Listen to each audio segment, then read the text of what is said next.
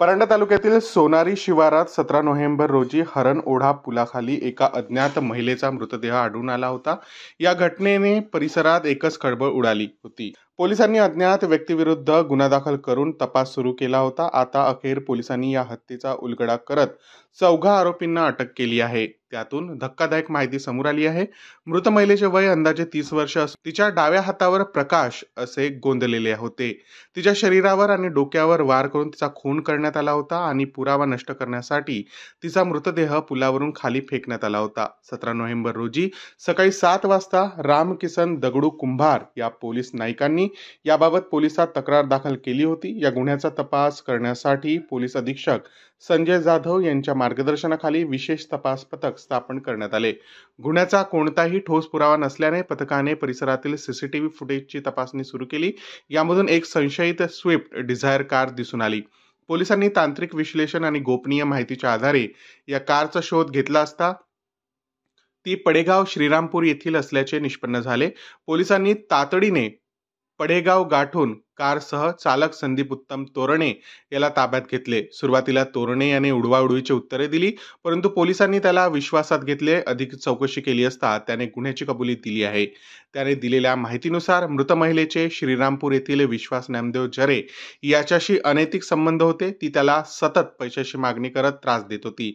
त्यामुळे जरे याने तोरणे, सोमनाथ, रामनाथ कराळे आणि महेश पुंडलिक जाधव या तिघांना मिळून 92,000 रुपये देऊन महिलेची हत्या करण्याचे कट रचला।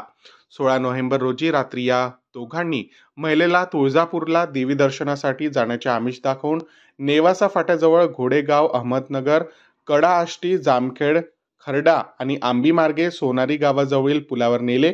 तेथे त्यांनी तिचा गळा आवरून आणि डोक्यात दगड मारून खून केला। त्यानंतर पुरावा नष्ट करण्यासाठी तिचा मृतदेह पुलावरून खाली फेकला। पोलिसांनी तोरणे याला अटक केल्यानंतर त्याने दिलेल्या माहितीच्या आधारे इतर दोघांनाही ताब्यात घेतले। त्यांनीही गुन्ह्यात सहभाग असल्याची कबुली दिली आहे। या गुन्ह्याचा तपास सहाय्यक पोलीस निरीक्षक अमोल मोरे यांच्या पथकाने केला आहे। खुनाचा उलगडा केलेला आहे, काय नेमकं समोर आले सर?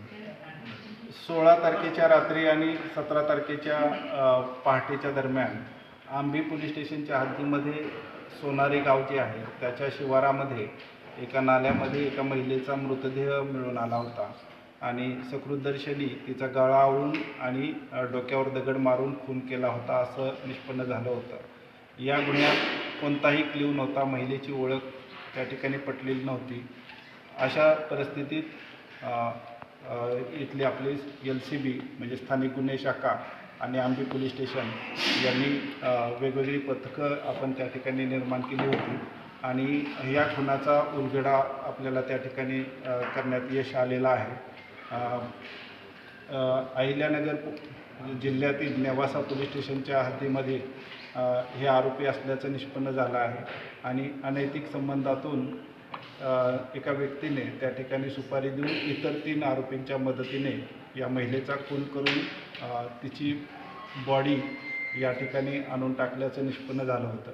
खरं तर कोणताही सकृतदर्शनी कोणताही क्ल्यू नसताना CCTV आणि इतर तांत्रिक विश्लेषण याच्या मदत घेऊन आपण हा गुन्हा उघडकीस आणण्यास यशस्वी झालेलो आहोत। किती आरोपी अटक केले?